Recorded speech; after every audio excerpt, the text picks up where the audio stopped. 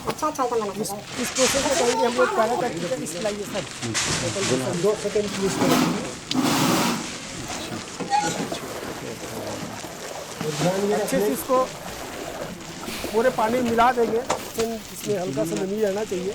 इसके क्या अपन ऐसा मुट्ठी में ऐसा अपन दबा के देखें ताकि पानी ना निकले।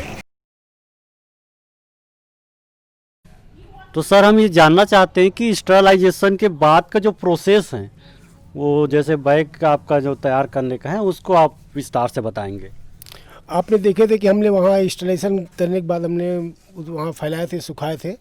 अब ये इतना सूख गया है कि 4-5 घंटे के बाद में कि अब इसको हम बिजाई कर सकते हैं। इसी अनुपात में इसको बिजाई करते हैं, क्योंकि इसमें अपन ये ऐसे हाथ में दबा करके देख रहे हैं तो पानी भी नहीं टपक रहा है और हमारा हाथ भी गीला नहीं हो रहा है। ये बेस्ट टाइम है इसको बैग भराई करने का। तो हम बैग भराई अब चालू करते हैं। उसके लिए बीज चाहिए। ये हमारा 1 केजी का बीज है, ये पैकेट है ये। अब इसको बिजाई करने के लिए पहले इसको अंदर हाथ ना लगा करके बाहर से इसको दबा करके इसको बारीक बारीक एक एक दाना अलग अलग कर लेंगे इसको। तो ये बीज आपने कहाँ से मतलब ये खरीदा है सर? पहले तो मैं बाहर से खरीदता था। अभी मैं कृषि विश्वविद्यालय यूनिवर्सिटी से मैंने उसका ट्रेनिंग लेने के बाद यहाँ अपने यहाँ घर में ही तैयार कर रहा हूँ बीज को। बाहर मार्केट से लेने की मेरे को ज़रूरत नहीं है। तो ये कितना है क्वांटिटी सर इसका? इसमें 1 केजी का है, 1 केजी का स्पॉन है, ये बीज है। ये 1 केजी बीज में अपन 12 बैग तैयार करेंगे। सर जो अभी स्टार्टिंग करेंगे जैसे कि इसका मशरूम की खेती का, तो बीज उसको कहाँ से अवेलेबल होगा? यदि किसान भाई, कोई से भी किसान भाई मशरूम की खेती करना चाह रहे हैं तो उनको एक तो बीज कृषि विश्वविद्यालय से अवेलेबल हो जाता है और हमारे पास से भी उपलब्ध हो जाएगा। यदि कोई किसान भाई मशरूम का बीज अगर खेती करना चाहते हैं तो बीज हमारे पास भी अवेलेबल हो जाएगा वो। तो इसका मतलब कास्टिंग आप कैसे मतलब सेल करेंगे? ये कॉस्टिंग 1 केजी का 120 रुपया पड़ता है। ये अपन बैग भराई अब चालू करते हैं। तो पहले से आप देखेंगे कि इसको अपन छेद करते हैं। छेद इसलिए करते हैं कि ताकि इसका मशरूम का जो कवक जल जो फैलता है उसके लिए ऑक्सीजन चाहिए, तो छेद के माध्यम से इसको ऑक्सीजन पर्याप्त मात्रा में मिल जाता है। तो ये पॉलीथीन का साइज और ये क्या कुछ स्पेशल है सर, ये जानना चाहते हैं? हाँ हाँ हाँ, किसानों के लिए ये अगर मशरूम बिजाई करते हैं, बैग बनाते हैं तो उसको 2-3 साइज़ से करते हैं, स्टार्टिंग करते हैं। एक तो 12-19 साइज़ का इसको HM बोलते हैं और दूसरा होता है 16-24 का। तो अभी यदि किसान लोगों की चालू करना चाहते हैं तो 12-19 साइज़ का पॉलीथीन सबसे बेस्ट रहता है। इसी में कॉमन खेती करते हैं इसमें। तो ये पॉलीथीन अवेलेबल कहाँ से? मार्केट मिल जाता है, जहाँ जहाँ पॉलीथीन की दुकान रहते हैं। ये स्पेशली मतलब ये मशरूम के लिए स्पेशल है? हाँ, स्पेशल इसी के लिए करते हैं, मशरूम के लिए करते हैं। हाँ। इसका क्या प्राइस पड़ जाएगा? इसका प्राइस पड़ता है 120 रुपये से 130 रुपये केजी के हिसाब से मिल जाता है ये। सर ये बैग फिलिंग क्या यही तरीके से करते हैं कि और कोई तरीका से कर सकते हैं? नहीं, वो इसमें मशरूम खेती के लिए जो बैग भराई करते हैं उसमें 2 तरीका होता है। एक हम लोग जो करेंगे लेयर सिस्टम से करेंगे और दूसरा होता है मिक्सिंग होता है। जैसे 1 केजी बीज के लिए 10 केजी पैराकट्टी चाहिए तो 10 केजी पैराकट्टी में 1 केजी बीज को मिला करके मिक्सिंग करके करते हैं।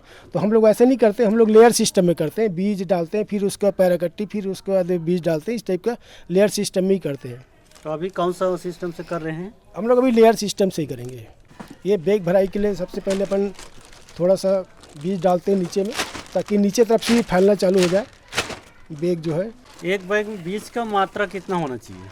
एक बैग में जनरली जैसे इसका पॉलीथीन का साइज़ जैसे 12-19 साइज़ का है तो एक बैग में कम से कम 80 से 85 ग्राम बीज डलता है इसमें।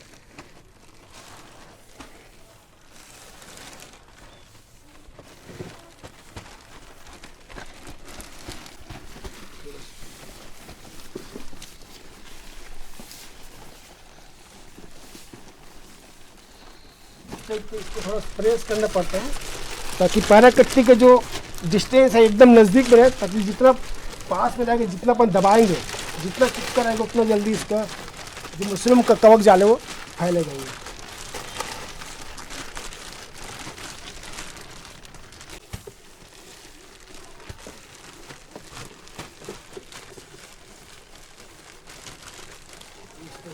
प्रेस करेंगे। सर 1 केजी में कितना बैग बन जाता है?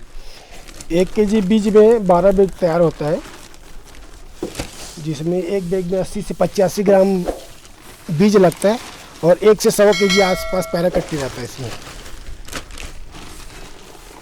एक बैग को तैयार करने में इसका टाइमिंग मतलब कितना टाइम कितना ले, मतलब कितने बार आप इसको, मतलब जैसे बीज डाल रहे हैं बीच बीच में उसका भी डिस्टेंस वगैरह जैसे आपने रखा है दिख रहा है, तो इसका क्या है कि एकदम मतलब ये है कि 1 इंच गैप रहना चाहिए, 1 इंच के 1.5 इंच गैप में ये बराबर दूरी में इसका बिजाई होना चाहिए। ये 3 से 4 लेयर में अपन इसको कंप्लीट करेंगे इसको।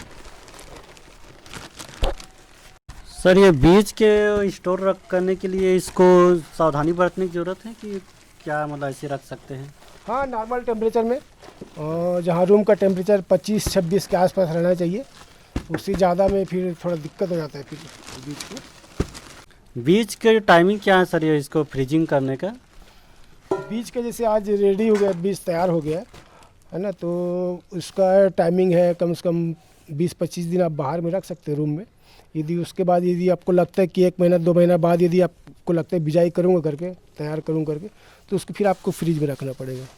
फ्रिज में रख करके आप 3-4 महीने तक से आराम से उसको प्रिजर्व कर सकते हो। इसको देख करके भी हम ये पता लगा सकते हैं कि ये बीज बुआई के लायक है या इसमें कुछ फॉल्ट मतलब प्रॉब्लम है, ऐसा मतलब देखने से, या इसमें स्मेल वगैरह? हाँ, बिल्कुल कुछ इसी ये वाला पैकेट है ना, ये पूर्णतः सफ़ेदा हो गया इसमें और एकदम टाइट हो गया। ये टाइट हो गया समझिए कि पूरा इसका जो मशरूम का जो कवक जाल है, माइसेलियम है, वो पूरा सेट कर लिया, ये रेडी हो गया एकदम लगने के लिए। इसको अपन तैयार कर सकते हैं, बिजाई कर सकते हैं। और यदि अगर सेट नहीं हो रहा था, भरभरा रहता है, तो समझ जाओ कि वो लगाने लायक अभी नहीं, वो तैयार नहीं हुआ अभी वो। इसको बैग को जैसे आप बाइंडिंग कर रहे हैं तो एकदम टाइटली करने की, थोड़ा लूज रहेगा तो दिक्कत हो जाएगा? नहीं, इसी को ध्यान देना है कि एकदम टाइट इसको बांधना है।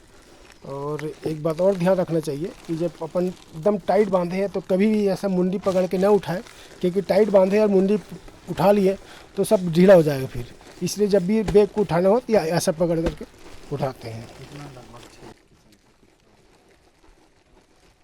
इसमें जो छेद किए हैं ऑक्सीजन के लिए लगभग कितना होना चाहिए, मतलब? वही 20-25 छेद के आसपास होना चाहिए। जैसे छेद किए सर, ये बीज के पास होने से कोई दिक्कत है कि उससे हमें सावधानी बरतना है? नहीं, कोई दिक्कत नहीं है। अभी तो सब अभी तो रेडी होगा, वो तैयार फैलेगा अभी वो।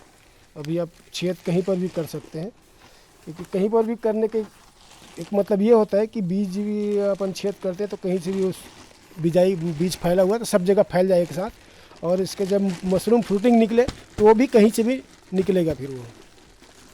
तो सर ये ऑयस्टर मशरूम के लिए ये जो धान की जो कटाई का है ना, इसके अलावा और कौन सा इसके लिए उपयोगी हो सकता है?